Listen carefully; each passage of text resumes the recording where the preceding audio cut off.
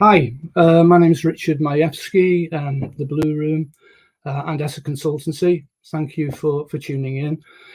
This afternoon, we are going to have a discussion that I've looked forward to for a great many months, actually, on the growth of minority-owned businesses over the past year, and what a year it's been for everybody. So the growth of minority-owned businesses, the successes, so the achievements, and the support available to minority-owned businesses. I'll be introducing Nina Taylor from the Sweet Faith very shortly. I will then go backstage, and Nina will be hosting this discussion, and we'll be bringing on board her guests. So without further ado, I will add Nina. Hi, Nina. Can you hear me? Yes, I can. Hi, Richard. Hi, welcome. So, Nina Taylor from the Sweet Faith. Thank you very much for putting this discussion together and the panel. I'm going to retire backstage, and I'll let Nina take the mic and introduce her guests. So over to you, Nina. Thank you, Richard. And thank you so much again for allowing us to put this together, this platform, to have this discussion. I'm excited about it. I don't know if you can tell, but these are people who I think are just superstars in our industry. They are up and coming and growing their businesses. They are nonstop taking action in what they're doing.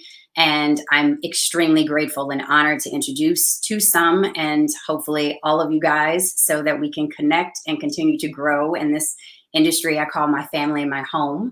So again, just to introduce myself for anyone who does not know, I'm Nina Taylor, founder and CEO of the Sweet Faith. In 2 months, it will be 3 years for me that I've actually started my company and kind of still in the startup phase of growing and scaling and really helping in the short-term housing industry.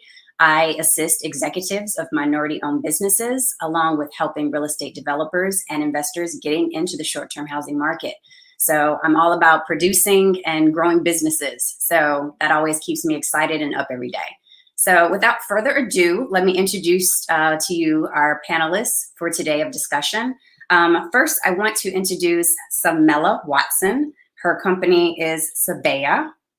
Hello, Samela. Hello. Thank you for having me, Nina. So happy to be here. Of course. I couldn't do it without you, girl. Thank you. Next up is Mateo Bradford. Hello, Mateo. Hey, Nina. Hey, Samela. How are you guys? Hey. Good. Mr. Already at the airport, but we'll get you through. Hey. I appreciate it. And then last but not least, certainly, of course, is Anthony Gant, founder and CEO of At Ease.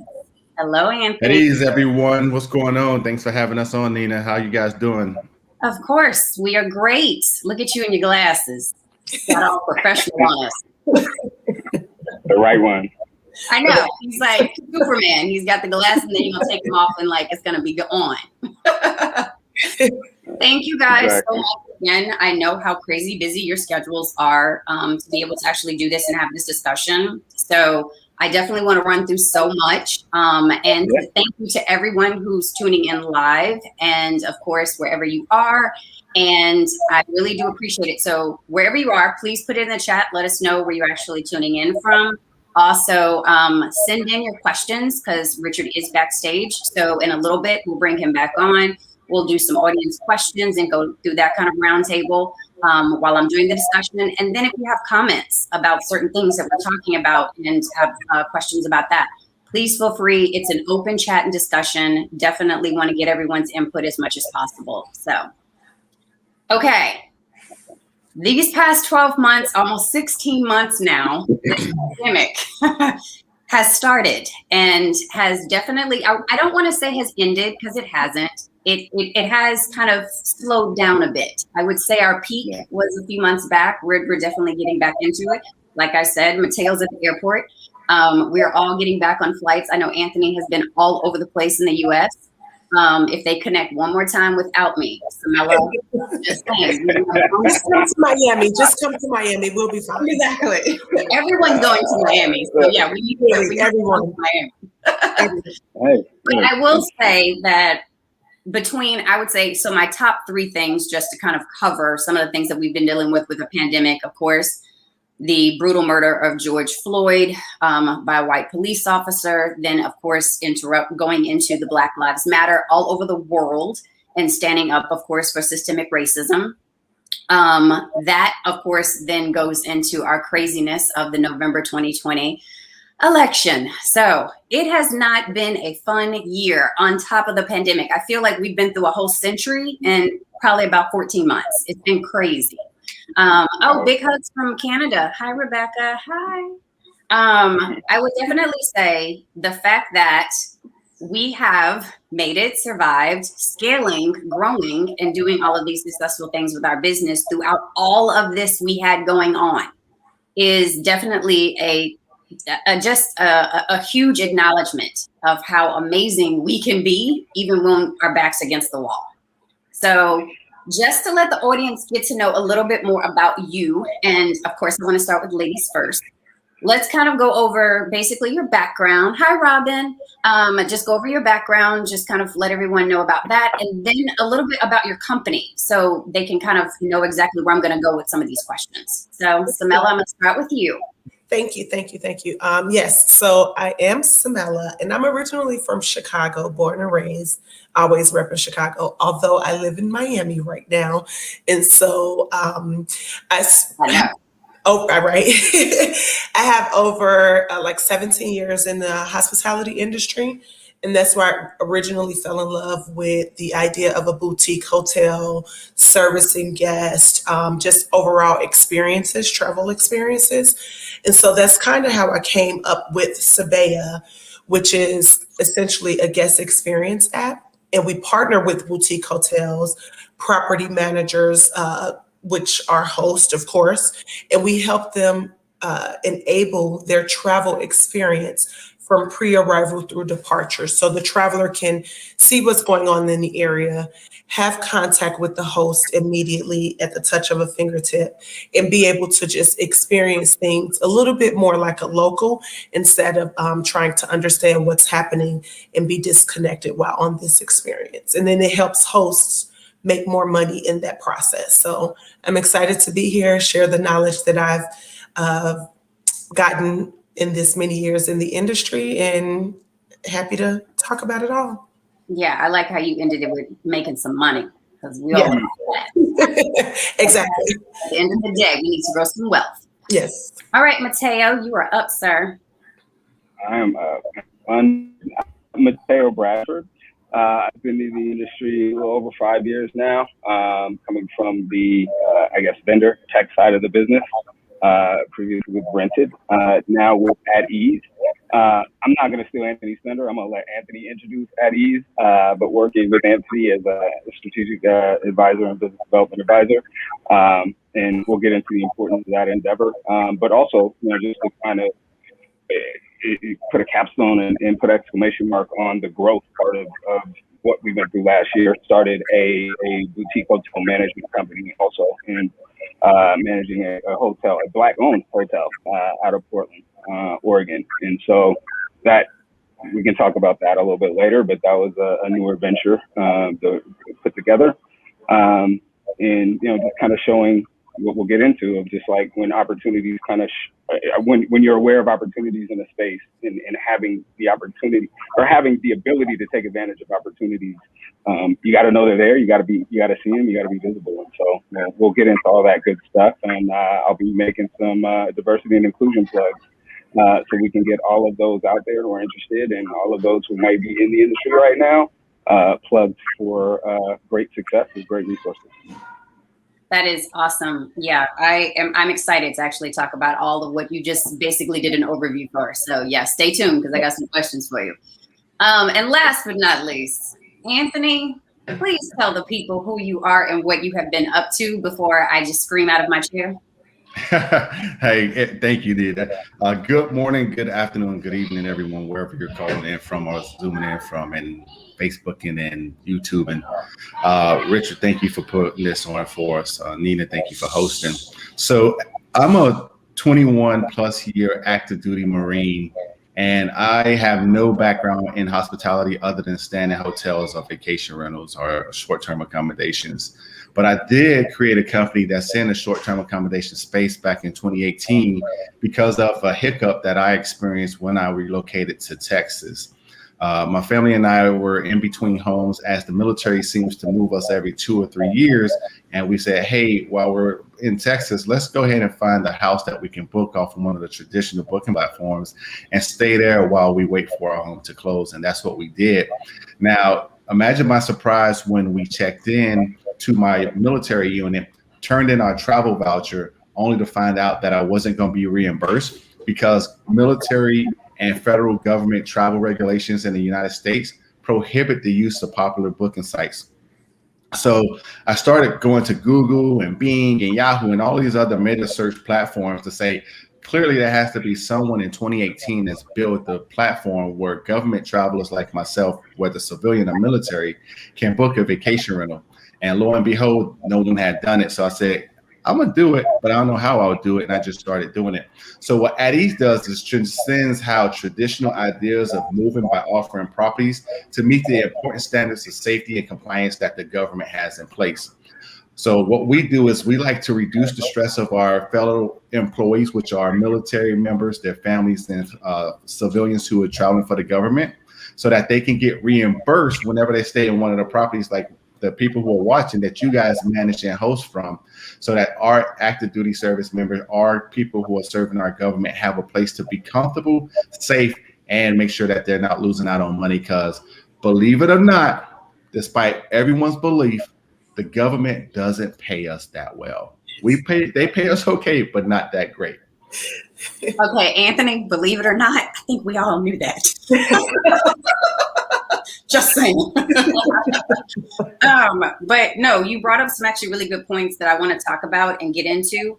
And actually, I like that you segued into one of my questions. And actually, I want to take it back to Samela in regards to one, and that is, what made you decide to launch your company in the first place?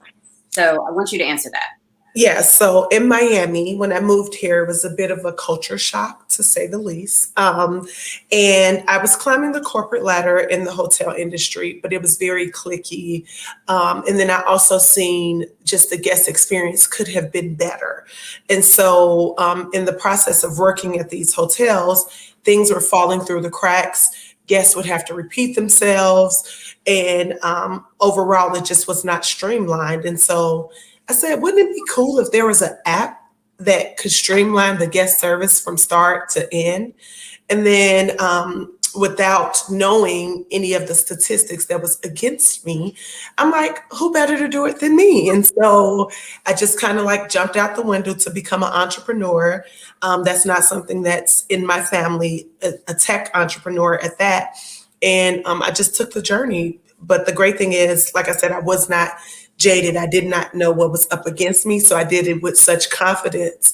And it's been paying off. Yeah.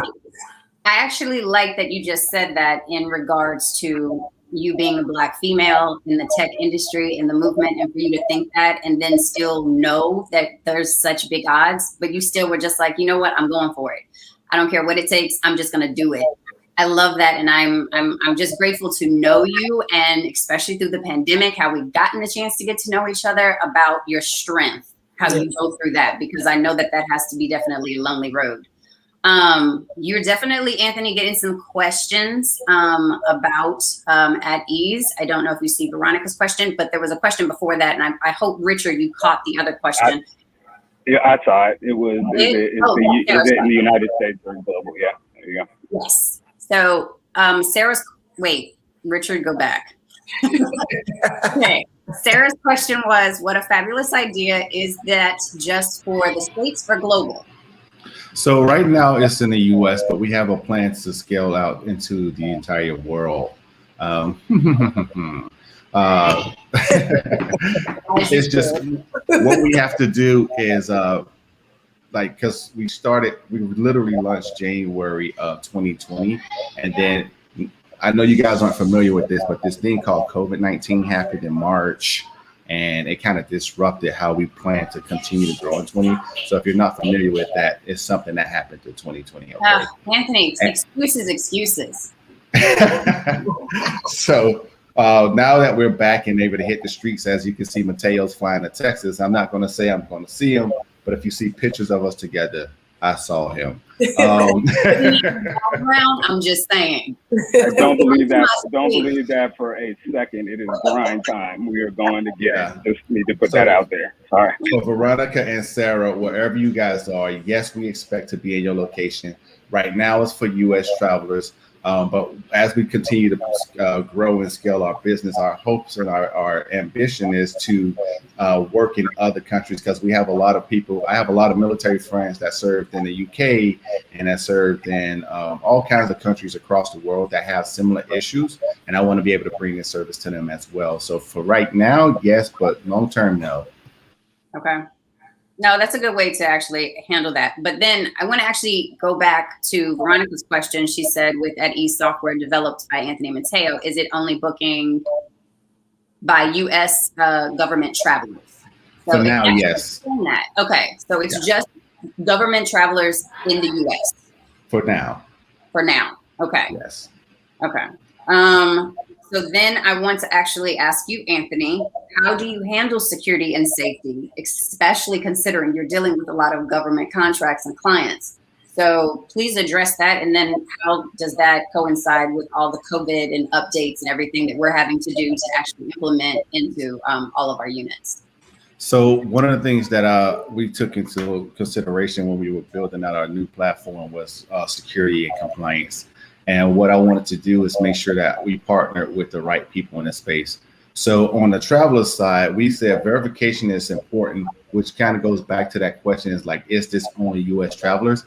We're working with a company called ID.me, which does the verification of service members, federal employees, teachers, doctors, nurses, and things of that nature, where they work with these government entities and they say, hey, you can't get through this portal unless you meet you're one of these individuals. So on the front side, we don't have to worry about someone faking to be military. Like there's no stolen valor here.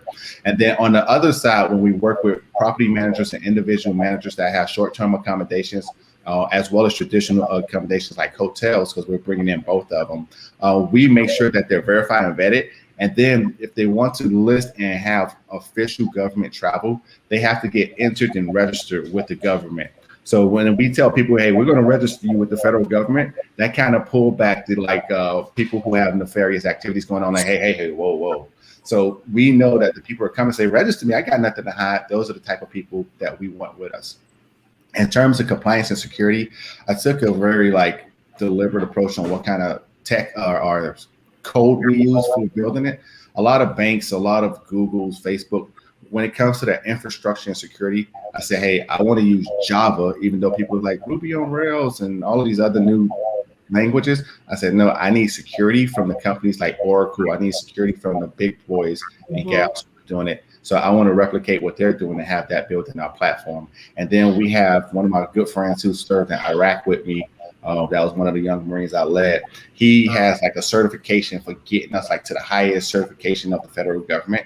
And because I used to be in charge of him, I'm still in charge of him to this day, even though he's at the Marine Corps. I'm like, hey, Marine, this is what I need. Nice. I'm like, him and I are good friends. He helps me hey, you need this, you need this, you need this.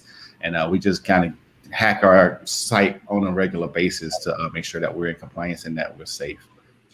I love that. And I'll add to that too. I think because of the unique nature of our platform and the inspection process that we have for the properties, we also have a hospitality kind of standard that takes, guest safety and host safety into perspective, and we created that makes our platform unique as well. So, not every property passes, right? Not every property is in a great neighborhood. It's not like we're just going out for a big grab. We have to have not just the government standard, but also a high hospitality standard, and why not? We're serving a demographic that needs to be well taken care of. And we want to make sure that, they get best in class service on both sides. I don't think just why not when it comes to hospitality side, Mateo, as well. But I also think that it's required. I mean, people are not interested or required to be loyal to anyone anymore. So I think when you can actually take any company to a hospitality level of service, that actually sets you apart from everybody. So I think that's the point. Well, and also at the end of the day, right, like that's the determining metric that, we can talk about variety and who's better than who, but the metric is, who's got the feet going through the door, who is the customer choosing, right? And so, again, not to say that people could get away with things before, but like there's a real simple answer to kind of those questions, right? Like, are you getting the business? Are the travelers coming to you, right? And that's what we're all here for, right? Yeah, because I always say within my company and when I was in corporate America, the one thing about all of the things that you can do, there's nothing new underneath the sun. But the nice thing is you're there because you're using me. I am that platform. I am that service. I am that person that you actually seek out and you trust to actually take care of you. I love our industry just at the simple fact that I'm not just putting a roof over your head, but I'm providing a lifestyle of comfort for you. So that means something to me because 20 plus years in the industry, I've traveled so much. It's super important that I really give what I'm expecting when I travel. So I think it's a two-way street. So I definitely, I think that that's always important to keep hospitality at that forefront as you continue to grow and scale the company. So I appreciate you actually saying that. I couldn't agree more. Yes. So, hi, Paul. Hey, Paul. Hey, Paul. Hey, Paul. So my next question is always my fun question. Money, money, money. I kind of want to go through everyone to just kind of go over basically funding. Have you received it in the past, 12 to 16 months? Has there been certain companies that you've reached out to and y'all have partnered with? How has that financially worked for you as far as sponsorship, partnerships, things of that nature? Samela, I'll start with you. Sure. So Sabea has been bootstrapped thus far, which is pretty exciting because we've been able to develop and deploy our system by me actually working overnight at a hotel, really, right? So I said, if you want to get this thing done, what are you willing to do? And so I'm proud to say I've been a full-time entrepreneur since 2019, but I had to put in, some work to make that happen. But we're actively fundraising. And so I'm not sure who's familiar, but it's this whole thing about making Miami the new tech hub. So a lot of noise is happening here. A lot of activity is happening. A lot of VCs are moving here. I am actively raising $1 million round, and I have been getting support from my network. I have been seeing some momentum, so some committed funds thus far, but we definitely are still on the market to close out our entire round. Awesome. Do you really see like other, and I'll ask Anthony also, Mateo, this too, but do you see kind of like other like city sponsorships, state, local, federal sponsorships that's really kind of reaching out to that tech industry and trying to really help, for up and coming entrepreneurs? Yes, there are organizations here, specifically in Miami, that are doing things to try to support the community. And in Miami, I can't just be in the minority bucket because then I'm always going to be at the bottom of it because Miami is clearly more Latin America based. And so I have to go to I'm seeing things pop up that is specific to Black founders, specific to Black tech founders. And so I can actually say the community is ensuring that those of us that were here building already in Miami, we're getting some support and we're getting some eyes drawn to us. Absolutely. Okay. And then Mateo and Anthony, I know some of the stuff y'all have going on. And the nice thing is I actually met Anthony over a year ago in regards to actually grant rounds and doing some government contracts. So talk to us a little bit about some of the things that you have going on, because I'm nosy, so I know some of your stuff. So if you don't know about some of them, I'm going to definitely put you on blast. But let us know what's going on there, sponsorships, partnerships, growth, city, local, and government-wise. Mateo, you can start off with the partnerships, and I'll come and close it.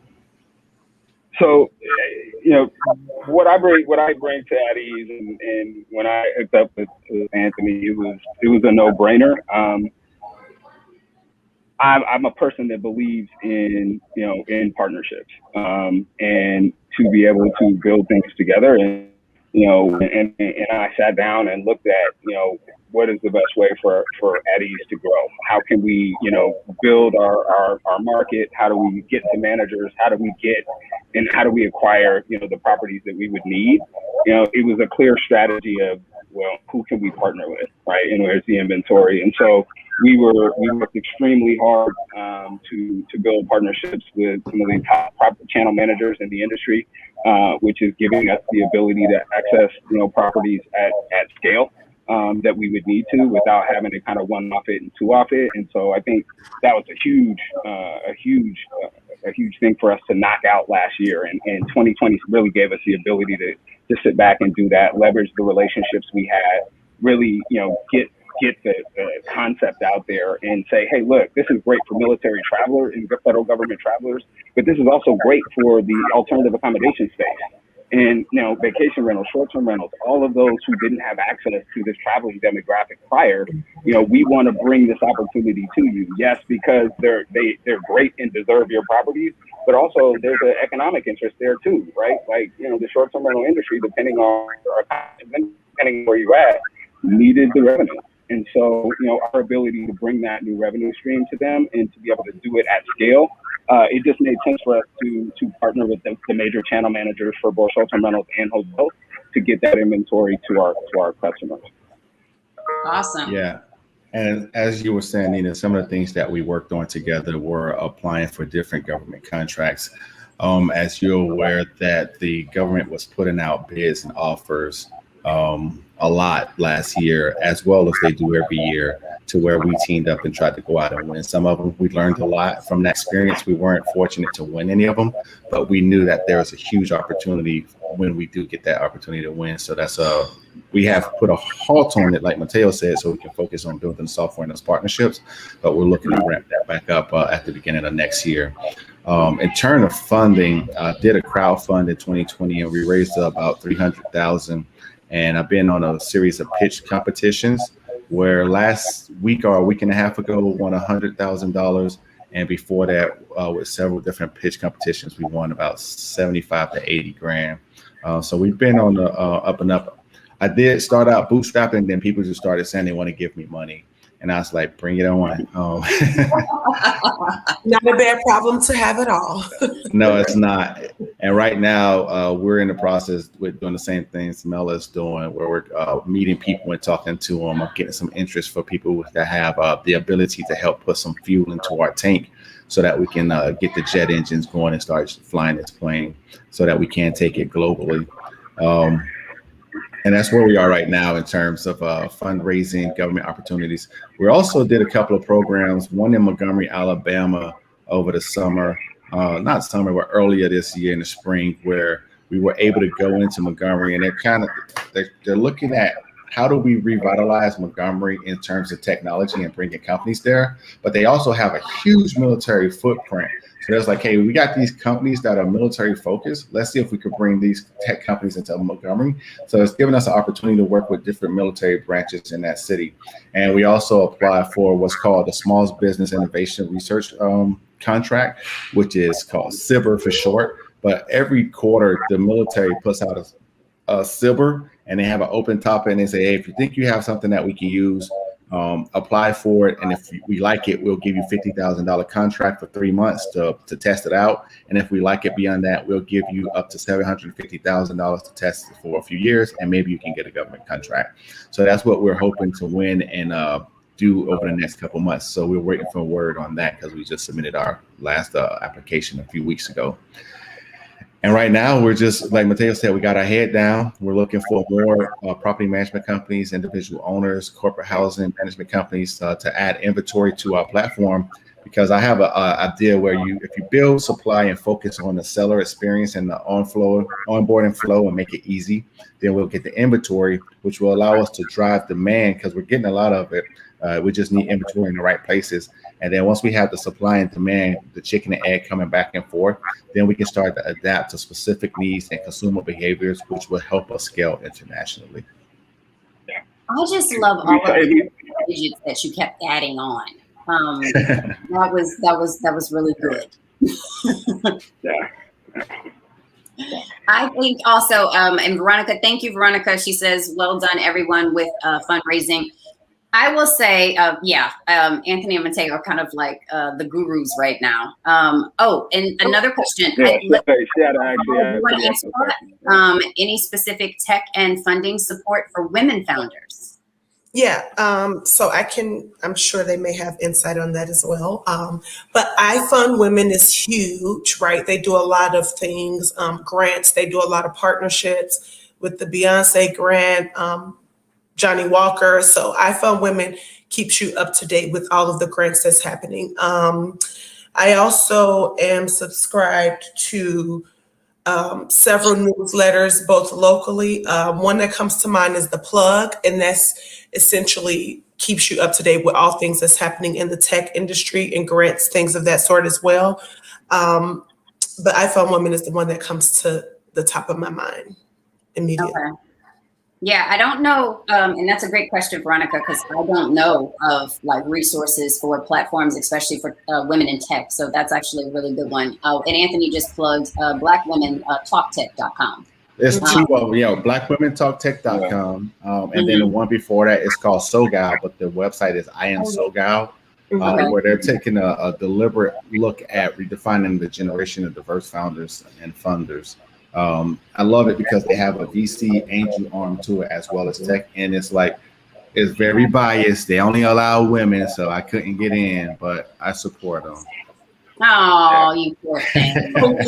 There's just not enough stuff for you guys. Right, like all of the. I know. Just saying. No, but I know that there also is conferences specifically for women in tech. I am definitely familiar with that because they came a couple of years ago to Houston, and I got to host a few of them through my company. So I know that there's platforms of, being able to communicate with conventions and conferences, but I actually did not know. So that's actually good for people to actually know that going forward. Another thing I actually wanted to really talk about is some of the funding platforms, just to continue on that discussion of funding. Is there any particular platforms, whether woman-owned, minority-owned, Black-owned entrepreneur startups, all of that, is there kind of like your top two that you would recommend people really look into in, really getting into being an entrepreneur so it doesn't kind of scare them so much when it comes to funding? If I had to answer that, I would say it truly depends on the type of funding that you're interested in doing, right? Because crowdfunding campaigns absolutely come up, and that's more like the Republic, iFund Women, Kickstarter, things of that sort. And that's when you're raising money from the general public. But then if you're thinking about angels and VCs, I would say you would start with tapping into the ones that specifically invest in your niche, right? And so that could be across the country, that can be local in your backyard. And then I would say take the next level of the ones that's local to you, that maybe invest in pre-seed if you're pre-seed, right?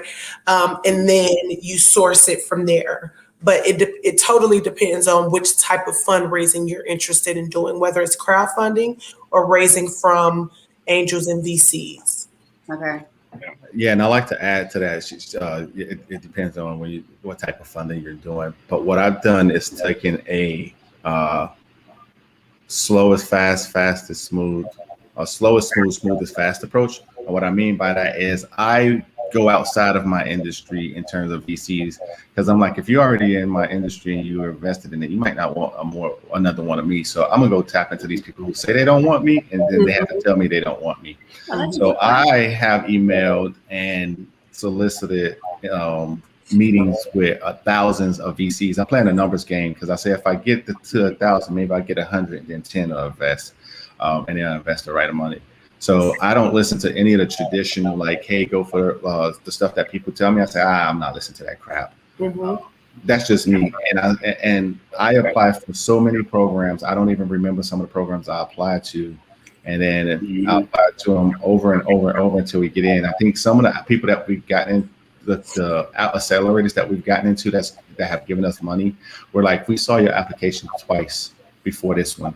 I was like, well, I was going to figure out when you guys got it together. So, You're that annoying kid in class. That's what you are. I'm the wheel that goes, Right. Basically, yes. Right. you should put some oil on it. Right. Right. It's But it works, right? Like but it works, right? Like, so that would be my advice to people is find search what's up there. There's so much out there, especially now. Find out what niche you qualify for, if you qualify for a niche. But, also, I would beg to kind of bring this up as well, because I think everyone gets hyped about VC funding and getting, VC money and all these stuff, but it's not the only way to build a business, right? There's changes going on within the traditional banking systems as well. And a lot of them have initiatives and priorities to support, women, minority, veteran-owned businesses, whatever. And a lot of those programs get overlooked at the regional level. Like, it's not just Goldman Sachs and people like that. It's actually other banking institutions that may be in your backyard that may have resources for you as a small business and a starting business that you can access that would actually be cheaper and better for your business, depending on what type of business you have. So my advice in that space, think of it in a manner, right? Really think about how you want to build your business. Think about, how it, do you bootstrap it? Does it make sense? And when it is time to scale and grow and you are looking for outside resources, make sure you look at the diversity of the resources available to you, understand, what the cost is, but, really build what's right for your business, because what was right for us, it was right for Facebook, or for somebody else may not be what was right for you, be what's right for you. But just, if you do your research, like, you'll be able to build a model that, will hopefully propel you to success. Yeah, I 100% agree with you in regards to that. It's not a one size fit all when it comes to funding or really growing your business. You have to be really specific about what you want to do, who you're doing it for, why you're doing it. And that's where your business plan really has to come into play, so that you are not trying to fumble through to kind of figure it out. So I think that those are really good points to really understand in order to kind of pick someone and be like, okay, now give me some money. No, why do you need the money? What is this money for? What are you doing with my money, and how am I gonna make my money back? Thank you. Hi, Jamie. Right. Hello, Jamie, from South Mississippi. Hello. It's also important to, because we briefly mentioned it, but pitch competitions is also a way to get funding for your business as well, right? And it's also giving you practice to gauge what you think you know compared to what the industry expects you to know. When they have that Q&A session and you're like, wait, I wasn't expecting this question. Or, it helps you build your confidence and build the skill to even present, but also could help build your bank account while you're building this business. Yeah, I would say also for me and my business, first year, definitely, like Samela said, bootstrap. Like, I didn't want anyone's help financially because I wanted to see what I was capable of on my own that first year. Then kind of that second, third year, things just started kind of coming into play. It was a lot of manifestation, and from the grace of God, that old clients started coming back. New developers started, wanting to actually work with me, and they saw kind of my CV and was like, hey, can you help us develop this? Because I've seen you've done it with, in corporate America. So I think kind of believing in yourself, and also through all of the different fundings the government did have for us as minorities, because I am a part of the Minority Supplier Development organization, and I have been since I started my company. But the one thing that showed up and showed out for me here in Houston, Texas, is Houston City proper. I got a grant from them just because they had funding, and they were like, look, we are going to try to keep as many doors open that we can. And they actually offered grants. So I didn't actually have to apply and reach out so much throughout this pandemic, because my city actually helped me out and was there for me. So there's a lot of different ways, but I wouldn't have also known about that had I not been a part of the Minority Supplier Development. So I think that word of mouth, networking, always staying in the loop and the know, keep your mind in all of these focus groups that can help. We're often talking about the same thing and needing the same resources, so we can help and build each other up. I think that that's how we're going to keep progressing financially. So let me tap onto that a little bit. I'm doing something new. The Rotary Club. You guys are familiar with it? The Yep. what? So the Rotary. No. So the Rotary Club is a group of people who come together and help communities. They help a lot, right? And these are the people that usually have the ability to help. So it's the organization. The purpose is to bring together businesses and professionals, but they also go in a local community and help with food drives, and they help with vaccination. They help with a lot from like the last few years that they've been into existence. And my mindset is that's a lot of wealthy people in this club that I can start networking with, because it's not always about the tangible dollars, but it's also about the resources and the connections that they can give you to help you gain different business partnerships and relationships in the future to help grow your business. I think that is like those little untapped resources that exist in your community are great. I am also going to start going to the Toastmasters, because a lot of the Toastmasters, see, Veronica knows about the club. Toastmasters also have individuals who have positions in different places that can help bridge connections for your business to help grow and scale. That's awesome. No, I did not know about that, and I definitely have that now on my piece of paper to definitely look into. Because I'm all about support. And actually, Jamie, who just said hello from Mississippi, he's also doing a fantastic, I don't know if it's like a program or something, but we're all connected on LinkedIn to actually help. And Jamie, if you're still on, actually let us know about that in a comment, so we can also kind of put that out to the audience. Oh, thank you, Jamie. I mean, I agree. You never know networking which door will open to a new opportunity. Using your minority status towards diversity spend is huge in gaining new business with large corporations. 110% agree. I also think it is important when you work with big, large corporations that they want to see who else you're working for in your sector. I think that they want to see if you can play in your, kind of play your sandbox first before you start dealing with us. So they want to see that growth and that impact that you're doing at your level before you start scaling. So I think that that's important too. Constantly networking with people that are outside of your element, I also think is important. I'm not just going to go to Samela for tech stuff just because she's a Black woman. I'm going to go to her because I know that she's doing and actually working on things to actually scale her business forward, to actually take initiatives to help other people. So also think about how we actually incorporate ourselves into our own businesses. So I think that that's important too. Okay, so I want to get into some proud moments. So across the board, in the past 12 months, please tell me, what do you think has been your proudest moment within being a Black entrepreneur here in America, or some of the maybe opportunities that have come in your way in the past 12 months that you can truly say makes you really proud to be doing what you're doing right now? Meeting other founders like me and people in the space. Sometimes I was like, man, it's just me. Oh, it's me. And then I look up, it's like, oh, it's you too? And you? So now you get to build a community of people who culturally understand you, and you can talk about things that you're going through, which kind of help lessen the load to keep moving, to keep at it. And then they'll also connect you to some of their resources as well. Like I just heard Samela and you need to mention some things on here that I haven't heard about, and I shared something you guys haven't heard about, which is pretty cool. So that kind of opens more doors and expand our network.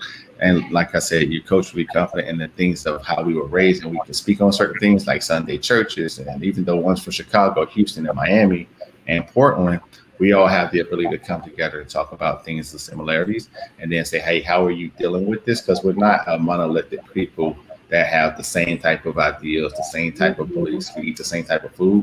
Our differences that are unique to us also help us bring in those different experiences that we experience with others that are not Black, right? Or Hispanic and things of that nature. So I think that was one of the biggest things for me coming out of 2020, because Samela and I have been talking a lot We're still trying to figure it out, but you guys will see in the future. We'll figure something out so we can help each other go forward. And support each other. Absolutely. We had several calls, and literally it's just for support, right? And then we'll figure, like you said, we'll figure out how to collaborate down the road. But if I had to explain I second the idea of networking and building a network of people like you. I went through a therapy session that was for Black founders only. And the idea behind it was, if we help you think through what's holding you back, you can be a greater founder on the other side. And this was all Black founders here in Miami. It was absolutely amazing. And so I've been doing, I guess the proudest moment is like doing the inner work that nobody else can actually see, but I can see how it's translating into other things in my both personal and professional life. And I feel like I'm just being a self-taught founder, no tech background. I went to school for hospitality. I'm just proud of what I've been able to accomplish with so little thus far. And so that's, for me, is where I can say kudos to me. Yes. No, for real though. Kudos to you to getting into this industry and actually doing it on a platform that most people are not. And they don't know about. So to be able to get to know you and how you're actually doing the work, because that takes a lot. I commend you every day on that. So yeah, definitely cool. What about you, Mateo? Before I actually, I'm gonna put a shout out to what Jamie just said also. Okay. For me, I think it's clearly, being a part of the success of At Ease today. It's coming into this industry and working with and for some great people and getting great experience. The experience with At Ease is really been rich. Number one, because it's us, and we are, we being a part of this and being featured in this. People see our faces and see, this journey and see the struggle and see the success. Don't always see the failures, but we talk about those things. But so we're present in this space where it's not just meeting you, Nina, or Phil Kennard, or some of the other few that are here. We are building something that is bringing us to the table, and our product isn't a Black product. We serve everyone, right? Exactly. Like, we serve everyone who serves us. And so the success of At Ease and being able to be a part of that, and not saying we're super, but like what we've been able to accomplish today has been pretty incredible. And, it is through Anthony's leadership, it's through, our ability to leverage relationships, and it's our relentless grind to make this happen. Does it happen as fast as we want? No, not all the time, but it's happening. We're moving, we're getting the results, but it's also because we've done the work. And that's what, I'm most proud of, is that we do the work, we're continuing to work the way, and we're building something that is going to last. And we're building it with a legacy mindset of, hey, this isn't just about, us. We are actually building we built a company that serves others. And if you know anything about Anthony and myself, that's core to who we are. Yeah, I like to say, actually, every morning I employ myself. So I wake up every morning unemployed. It is my job to make sure I keep myself employed. And that's a good feeling, that it all kind of rides on me and my efforts. And if you do have a goal in mind and you are not just dreaming about it, but you actually want it to come to fruition, you have to put in that work. And it's not always pretty, but the nice thing is, I think as an entrepreneur, I heard someone once say, when you work for corporate America, you get into it, it's really hard because you got to work yourself up to that, the corporate ladder and kind of go through everything. But as an entrepreneur, it's hard in the beginning. Once you put everything together and you start scaling it out, then it starts to kind of ease up and feel a lot better. And because you got everything kind of, on control. So I think that the more and more we continue to have those conversations of the successes and how we can continue to empower ourselves and the other people around us, because I'm a true believer at what you put out is what you're going to get back. So I think that as long as we're doing the work, we're going to receive. So it's always going to come tenfold. I would say my proudest moment, like Anthony, yes, meeting like-minded people, but also betting on me, because when I started working for these developers and investors and putting together the short-term housing brands, I did not know really if I could like do it without a corporate back, kind of a back end. And Layers, who is a part of HLC Equity, they took a risk on me, and they were just like, I want to make this happen. And putting together and doing all of the training and actually seeing it all come to fruition, especially during a pandemic, and then within 6 months being 100% occupied, and we're continuing to grow and expand throughout the US and do all of those things, I think it's amazing. So to watch something that you could do, like I knew I could do the work, but to actually see it come to fruition, and then have all of these connections with these people, and then to have these now relationships with you guys, and how I'm growing from the inside out, that's my proudest moment, that I'm just doing the work. And then I get to meet all of you, which is fantastic. Yes. So if you can't see it and you're just listening in, just to let you know, Jamie is doing a Love and Reload on July 7th at 4 p.m. Eastern Standard Time. It's called Save the Young Girls Foundation, based in Sierra Leone.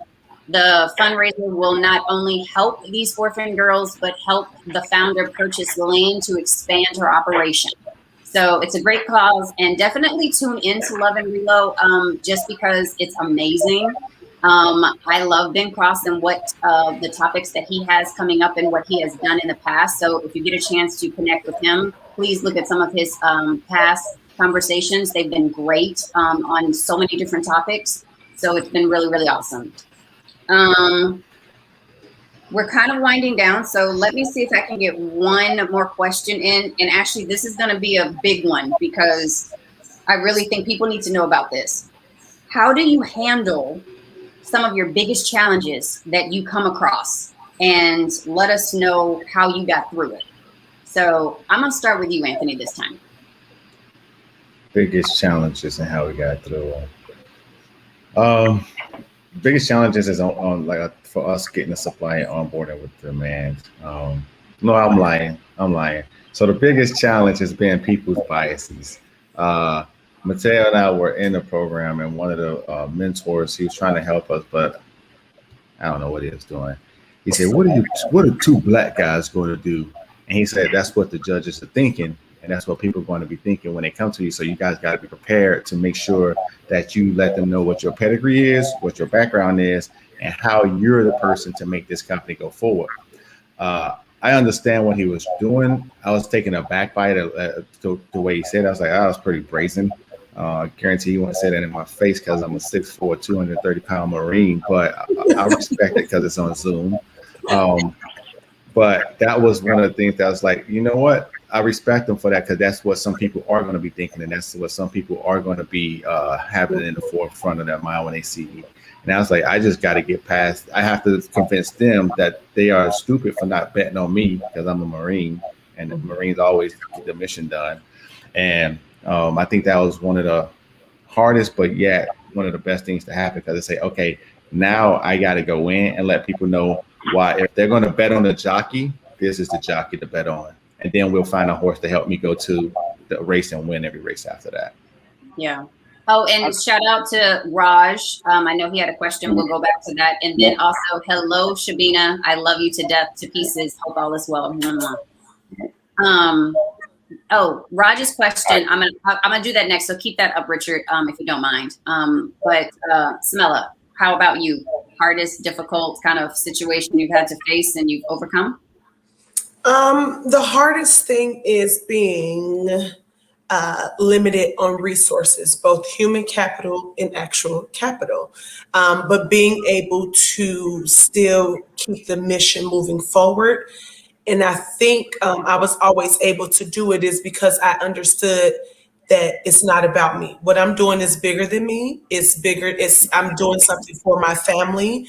I'm doing something for my community, right? And so I think I've always been able to pull from that strength and not take things personal when it seemed like I got to know that no could just be not right now. and I'm okay with that. So I didn't take it personal. So I was always able to keep the needle moving, I would say. But it's funny because if somebody would have told me you're going to move from Chicago, you're going to start a tech company, and you're going to be experienced enough that when Miami is in its core of tech booming, you're going to be able to take advantage of it. I wouldn't have been able to orchestrate that myself. That was nobody else doing but God, right? Like bringing me here, starting a company, preparing me to be able to take advantage of this.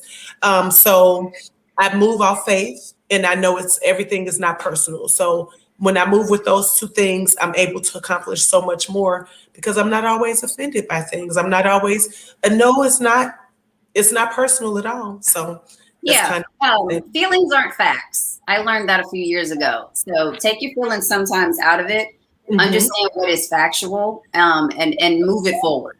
So yeah, you can cry a little bit if you need to, because I have my crying moments. I am human. I am entitled. And I take responsibility for it, but I also put my big girl panties back on, and I get out there and I can continue to move forward. Keep it moving. Keep it moving. Yep. What about you, Mateo? Even before At Ease, what are some of those challenges you've had to face and you feel like you really overcome them? It's interesting because, again, I think it wasn't really till this past year and kind of this segment into what Anthony kind of talked about, because that was, it's one thing when you're in this space and you're in this industry and you're maybe the only one in the room more often than not. And, at that time I didn't see a lot of us in the room and in positions of business owners or, in higher, having influence within the industry, right? Like, or, being a part of the conversation. And so, when we had the opportunity to come in with At Ease, that was the exciting part about it. I will say awakening and just, I guess, more disappointing than anything else. So it's a blessing that I feel like I had the emotional intelligence to be able to deal with someone that would say something like that, but then they said to the wrong one, because I have a huge mouth. So the next time when people come to me and say, hey, well, what can we do to support Black businesses, or what can we do to support Black founders? My answer is very simple now, and it's been refined based on that experience. It's cut the check. If we check every other box, yes, we do everything that we're supposed to do. If you believe in our model, you believe in our process, and you believe in what we're doing, cut the check. Like, don't make me run through more hoops. So, and Anthony, God bless him. Even before we got on, he is in all these programs, and he is making a name for himself in the VC and the startup community. And you know how brutal it is. It's vicious. It's brutal. They're gonna rip your business apart. They're gonna, do everything that you have to do. So at that point, when the field is level and you want to know what you can do to help us out, cut the check. If you believe in us, cut the check. It's about act. And I think that has to come out of this year. And I think that's what I was able to get out of these challenges. It's like, look, we're not going through these things for no reason. We're not busting our behind for no reason. We're not doing this for no reason. We're doing this to propel our businesses. But of course, with us, there's always a little bit more that comes with that, right? Like, we are doing that for a multitude of reasons. And I won't delve into that, but that's it. Hey, if you want to support Black founders, cut the check. If they're valid and their businesses are sound, cut the check. Yeah. Thank you, Sarah, for actually saying it's good to cry. Yes, I'm a crier. I don't care. It is always, it is my option and my outlet, but I still find truth in everything that I do so I can move forward, because the facts are what's going to proceed over my feelings. Yes. But yeah, I agree with you, Mateo, cutting that check at the end of the day. That's what it's about. That's how we keep our doors open and how we keep this moving. Generational wealth is so important for us, especially right now, because the resources are there. The people are there. The services are there. So get your butt up and get out there and start doing the work. So that's very, that's a great way of saying that, to summarize. I don't know if Richard wants to come back up. I think Veronica had one.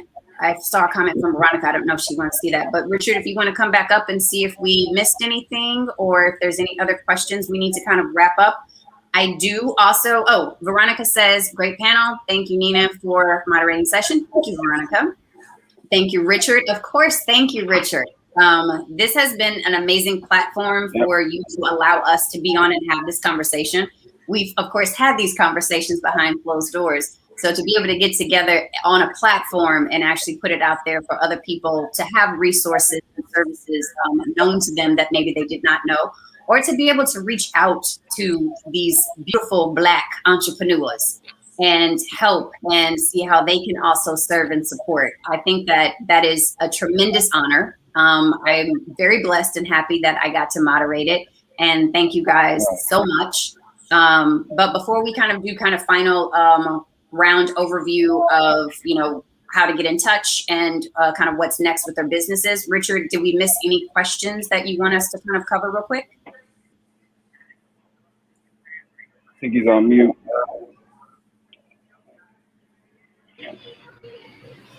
Thanks. There we go. There you go. God, all these months.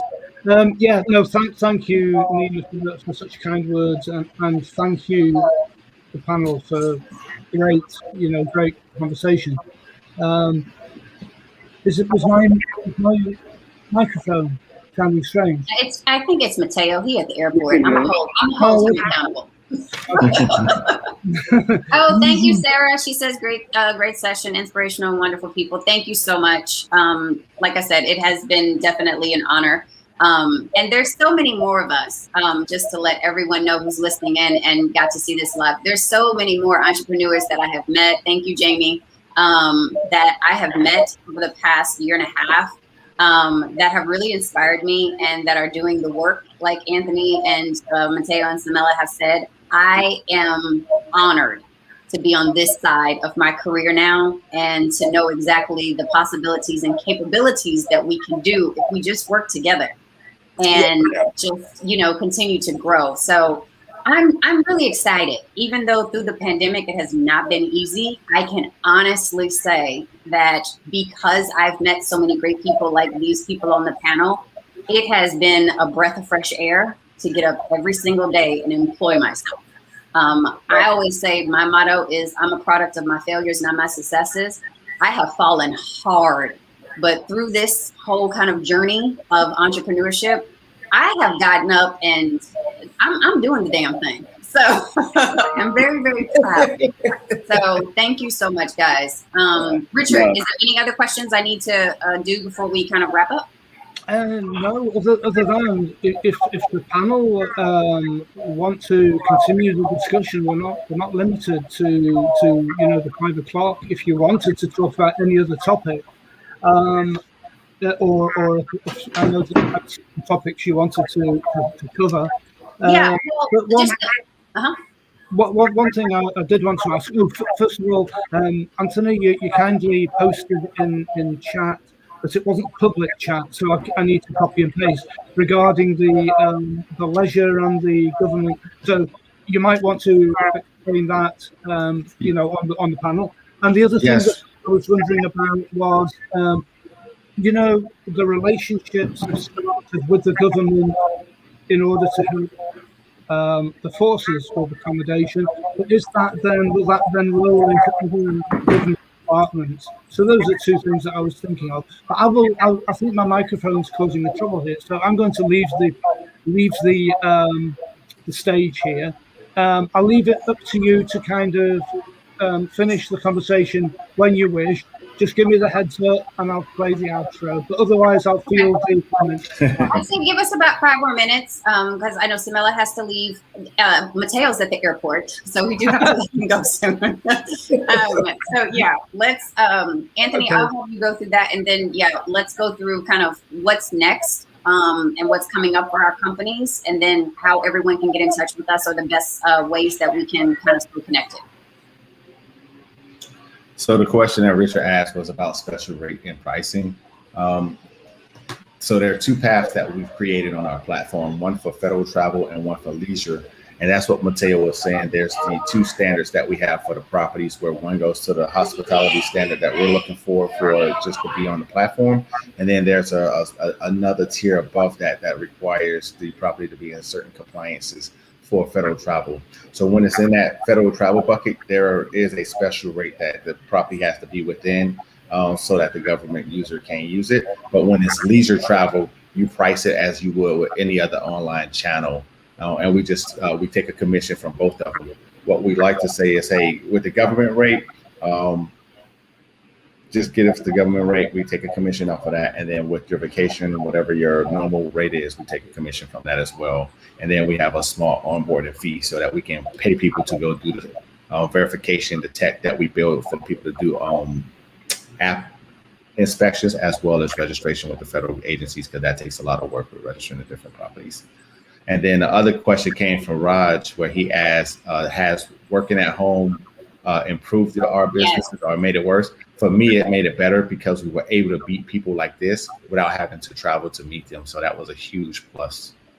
110% agree. I mean, Richard also hosts the Saba group, which is actually tomorrow. He hosts it every Thursday.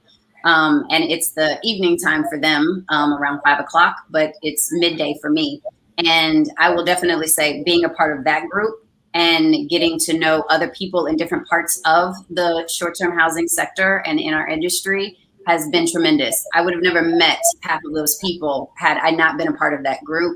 And I know Jamie's a part of it, Veronica, Raj, Sarah, we all, come together at least once a week, kind of talk about some of the things that have happened, some updates, industry stuff, and most of them are also based in the UK. So getting to also know people across the board on different platforms is huge for me. So I would definitely say that has been also wonderful. Yes, Saba wine time. Yes, Richard. Love it. I never come with wine because I don't like wine, but I always come for the good conversation and all of the people that do come with wine. Samela, what is next for you? What's coming up and what would you like everyone to know and how to stay in contact with you? Absolutely. I'll share my LinkedIn and Instagram information in the chat. But what's next? Again, right now, my main focus is securing the bag, so fundraising. And then we have a few interesting partnerships in play that I can't quite mention yet, but we're in the process of securing a few partnerships that's going to allow us to grow our market share and in different regions that can absolutely use our technology. So I'm just pretty excited to continue moving the needle again and staying up to date and keeping you guys up to date with my social media stuff. So please follow the community and we'll go from there. Awesome. And Anthony and Mateo, anything that you kind of want anyone to know about what's next or anything you want to put out there for the audience so they can also stay in touch with you as well? Yeah, no, Richard put I think he's putting our LinkedIn into the chat. Always a great way to connect. And, At Ease is open for business. And if you're interested or have any, are interested and want to learn more about what we're doing or potentially partnering and working with us, feel free to reach out. We want to make this opportunity for all managers, owners, builders that have, inventory that could be a good fit for this model. And, we're happy to have a conversation and would love to talk to you. Awesome. Anthony? Mateo kind of summed it up. We want hosts. We want the supply. So if you're a host and you want to host our heroes, get in touch with us. I changed my name on the screen to the website, pcsx.com. Nice. Become a host. So that's what we're looking at for the future. The next 6 to 12 months, we're boots on deck growing inventory because a lot of service members have been coming to us. And I just feel so bad that we couldn't support some of their needs in some of these different locations. And it's not even their military bases. It's just all over the place, which is going to force our hand into overseas places quicker. So we're looking to get more inventory so we can help these service members out. Awesome. And for me, I think like everyone else, I'm still continuing to grow. I'm getting back on the road like these fellas because I'm going to hunt them down and all of a sudden just walk into one of their rooms and be like, so you're giving them some money, give me some money too. No, so Hey. I'm definitely getting back to New York. I can't wait to see all of my people out there. Business has been going like crazy. There's tons of leads. So definitely getting back into that market, which is fantastic. And then, of course, still working with more real estate developers and investors. If you want to know more about some of the work that I've done, like with Layers and anyone else, also still assisting my executives and minority-owned businesses. So business as usual, still scaling, still seeing what the clients need from me so that I can serve them the way that they want me to serve them and continuing to grow. So, yeah. That is what's up with me. And thank you guys again. I know, like I said, your schedules are always so crazy busy. So I appreciate you taking out an hour of your time just to be here. Thank you. Thank you again. Thanks for having us. Thank Thank you. you, Richard. Thank you, Nina. Stay tuned and thank you, Richard. Totally appreciate Yeah, thank everything you. you've done. Richard. Samela, I'll see you soon.